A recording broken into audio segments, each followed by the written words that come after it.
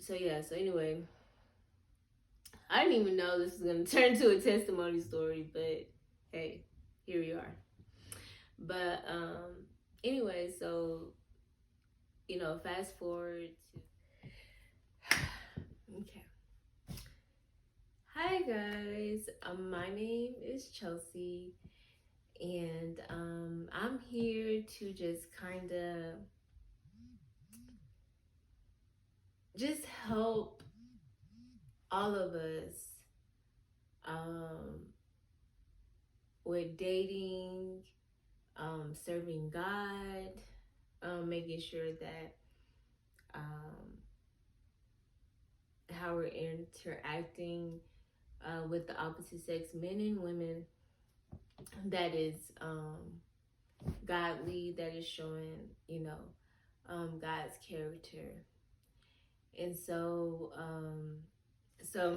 I'm just gonna start off with reading Proverbs 31st, verse 10. Who can find a wife of noble character? She is far more precious than jewels. The heart of her husband trusts in her, and he will not lack anything good. She rewards him with good, not evil, all the days of her life. So, a little bit about me, okay?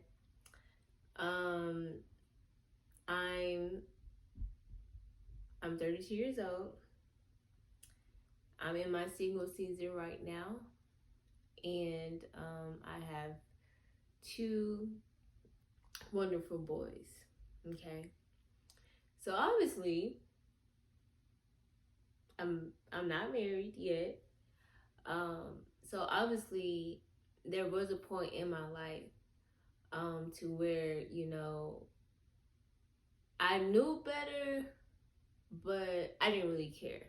You know, I just cared what appeased to me, what I liked, what I wanted to do, what I was happy doing.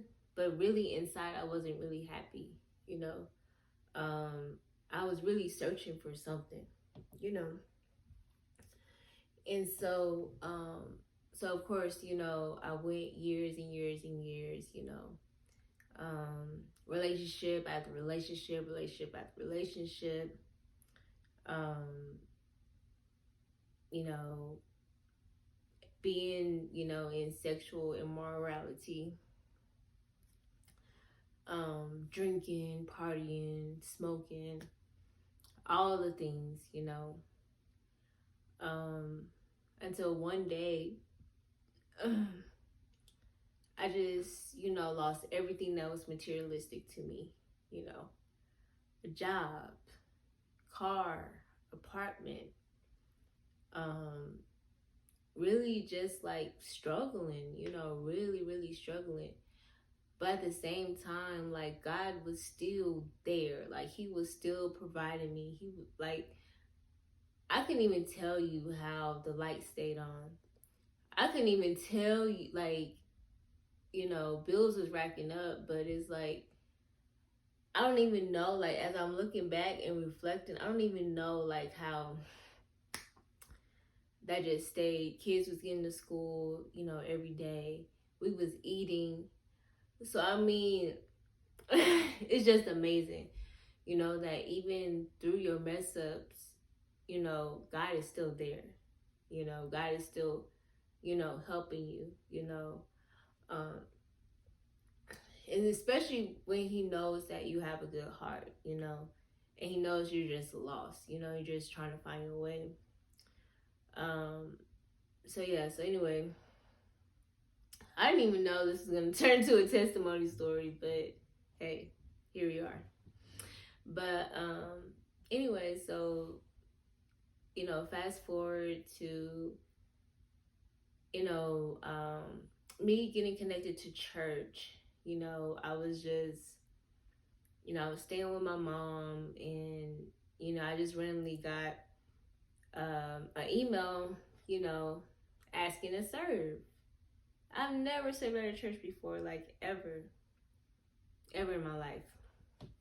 So anyway, I was like, okay, well, and I had already was like thinking like, oh, I want to volunteer, things like that. But yeah, I was like, whatever, okay, let me just see, let me just do this or whatever. So I actually served in the kids for the couples conference that my church was having. And I got connected in there, and then I just started going like, consistently, and just making it a point to go to church, you know. And I just kept going, kept going, kept going. Never even thought about getting baptized. Never even thought about like really just dedicating my life to Christ, But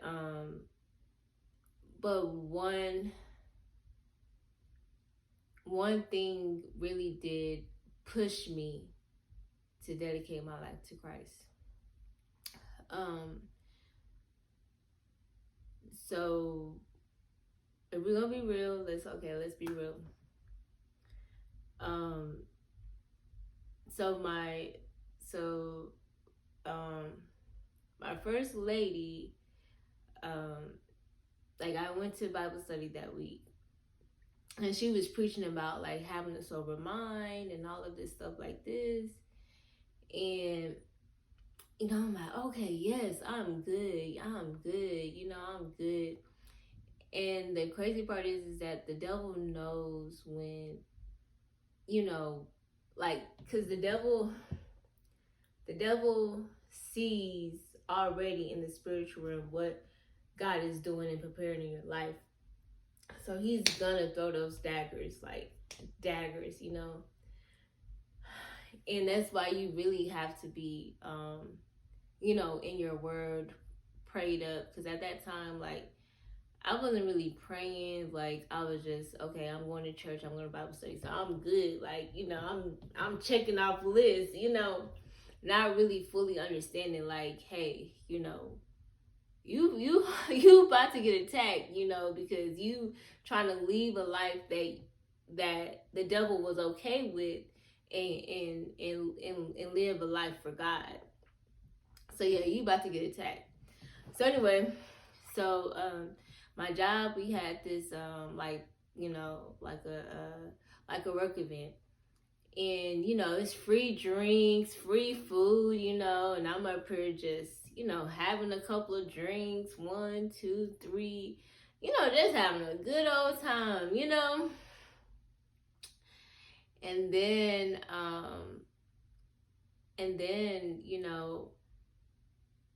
I I was drunk at that point, you know, throwing up, just yeah, throwing up. So I ended up, calling someone to help me. It was a male, and ended up calling. He came, and he came and like, helped me or whatever. And then, next thing I know, like, we're back at his house, and of course, like, that can never be good, you know what I'm saying? Like, so anyway,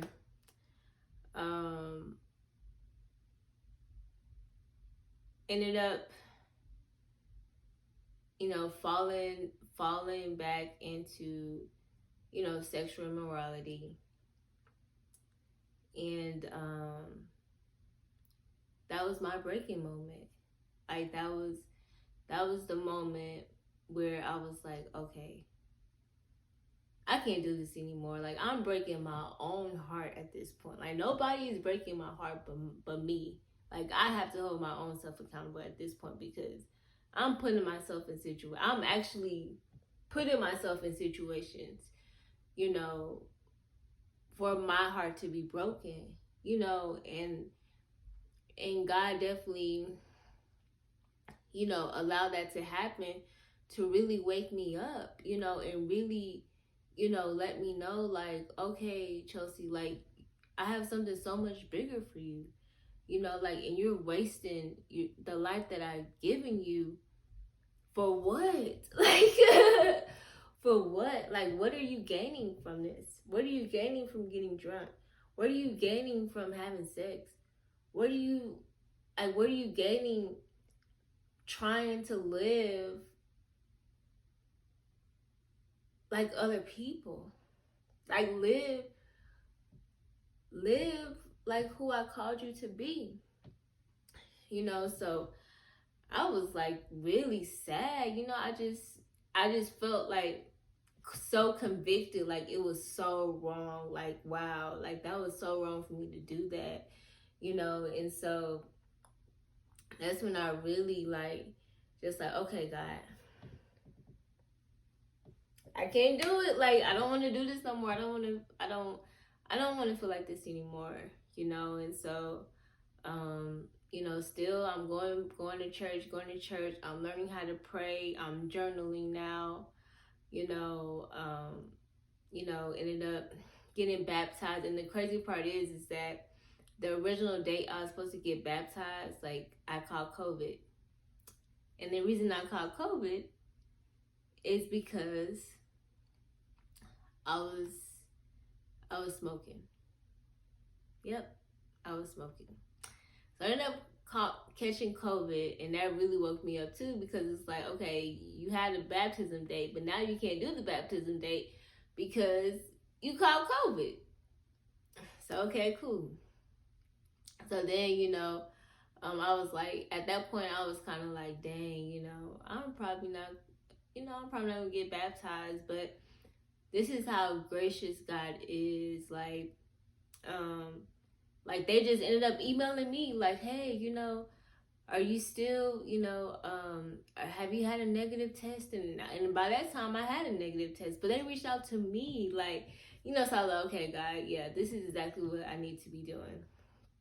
So I ended up getting baptized, and it was the most amazing thing ever, I'm not saying that just changed me completely, because it didn't. I still had to learn how to forgive. I still had to learn how to like release any bitterness from my heart, because I was very bitter. I was very hurt. And I just had to learn how to love, and show love to people, you know. Um during that time, because at a couple of months after the baptism, like, just all these random guys, like, I'm just looking crazy, okay? Like, bonnet on, robe on. I remember I had a robe on, and this guy was just like, oh, hey, da, da. And I'm like, dude, like, I'm looking a hot mess, like, so it's like, that's how like when just the strangest things just started happening, like, like, that's temptation, like, that's temptation coming your way, them tests, them trials, yeah. So yeah, met a couple guys, but this time, I had standards, and I didn't want to break God's heart, and I definitely didn't want to break my heart anymore. Like, I was like, I'm done with this, So so I was able to, like, just discern so fast, like, okay, yeah, this is not for me. This is, yeah, no, no, no.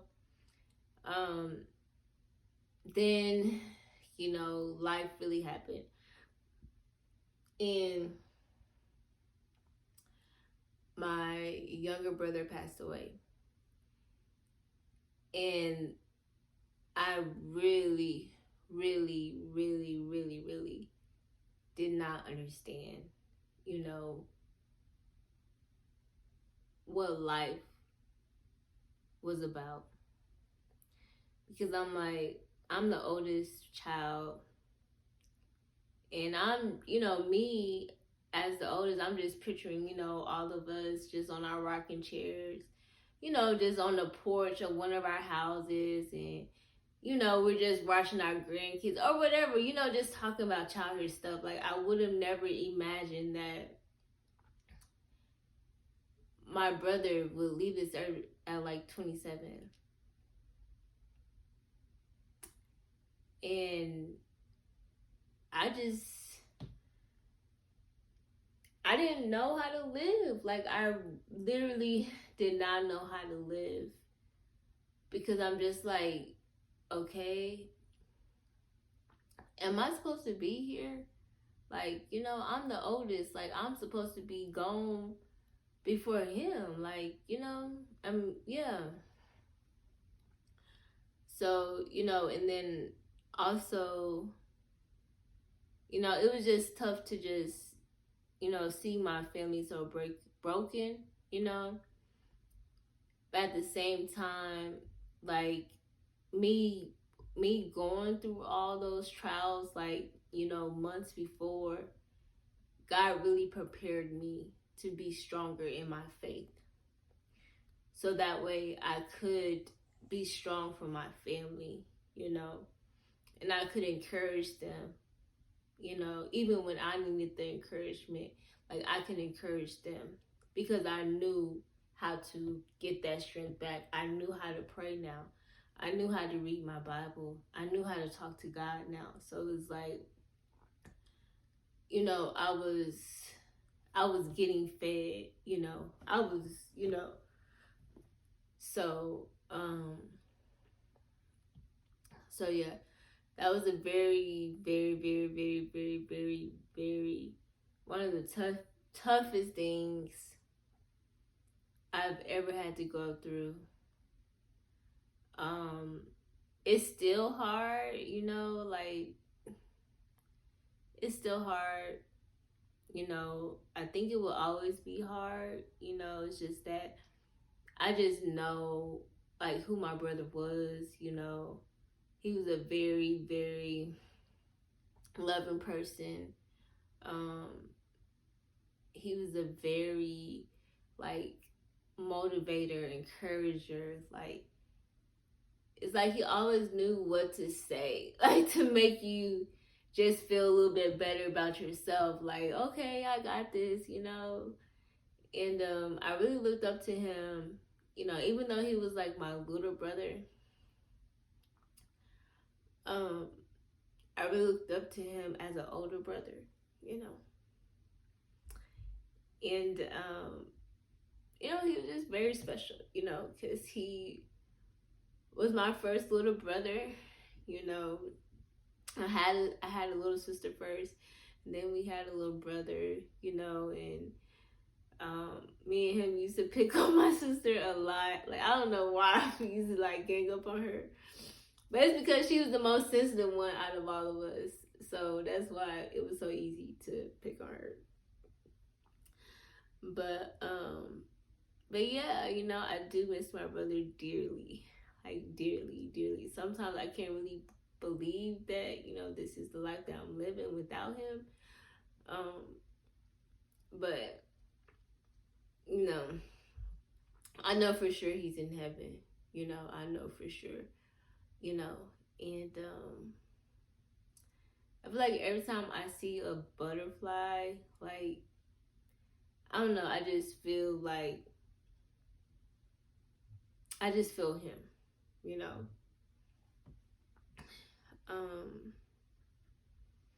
So yeah, so it ended up, losing my brother, going through that, and I started, like, going to therapy, because I really didn't know how to process any of that, and my therapist, she was actually a Christian, so it was like, it was just God lined everything up. We were talking about, Jesus and God, and it was just an amazing experience. She helped me out so much, And she encouraged me a lot, you know, with my business too, you know, to keep going on that. And so, you know, I just want to just encourage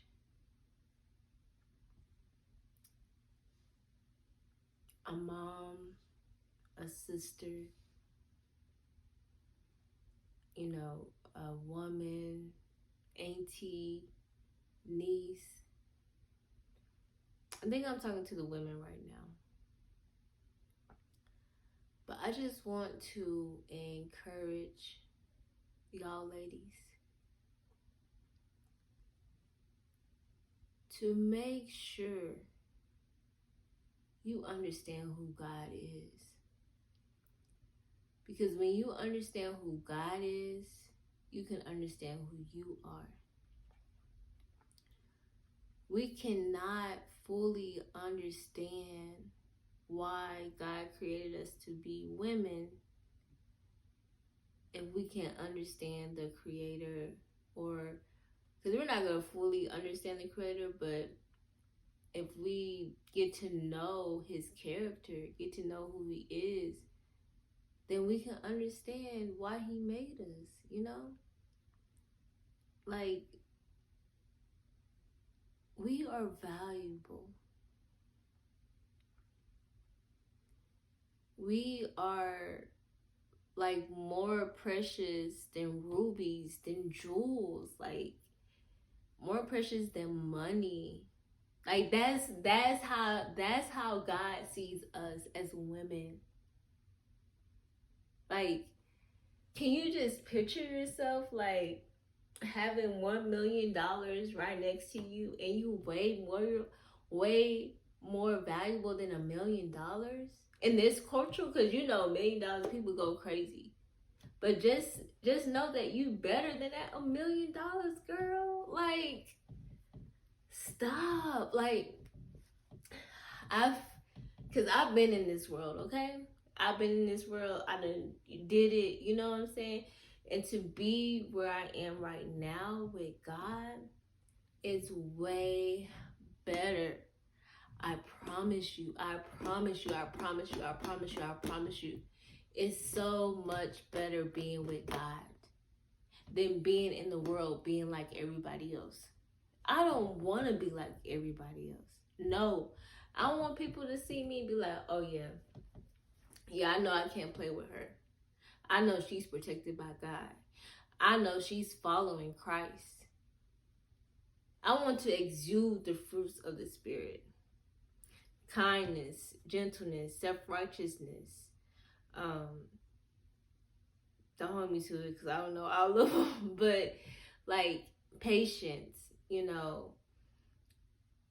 Like, I want people to see that and see God's light shining in me, because I value so much of who God made me to be.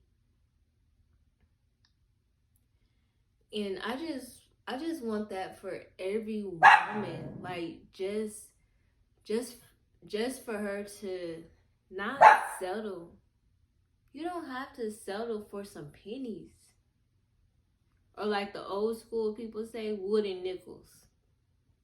You don't have to settle for that. Like, what I'm learning now, hey, I'm okay with being alone, you know, with God, with my children, you know, making them my priority, you know, making my business my priority.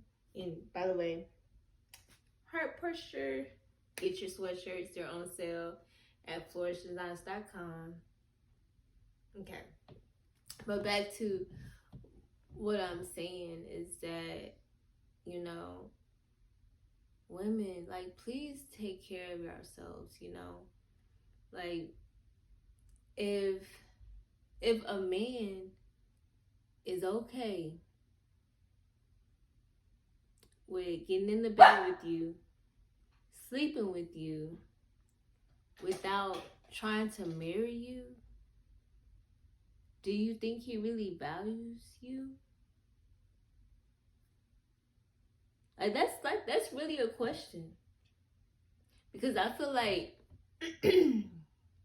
just because of what we see on Instagram, TikTok, and everything like that, that's cool. That's cute. He's sleeping with me, so he must like me. He's sleeping with me, so he gonna marry me later. No, that's not what God wants for you. Like, do you know how precious your body is? Like, and really, it's not even our body. It's God's body. Like, we should be living for God. Our standards should be God's standards. And do you know God's standards?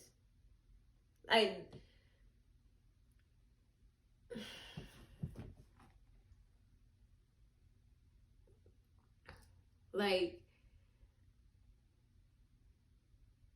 I just want so much better for the women in this world, Like, I didn't really have, anyone to just sit down and talk to me and just tell me how valuable I am, how I should carry myself, I didn't really have that. So I feel like that the season that I'm in right now, that God is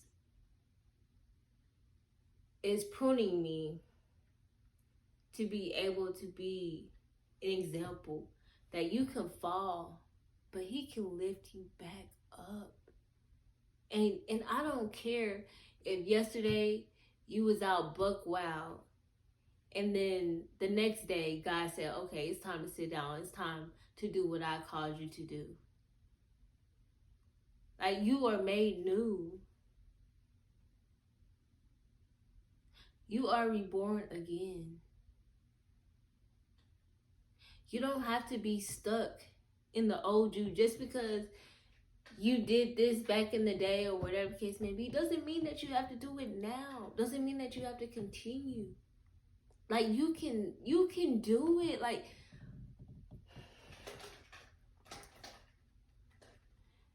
I've been celibate or abstinence, whatever you want to call it, for like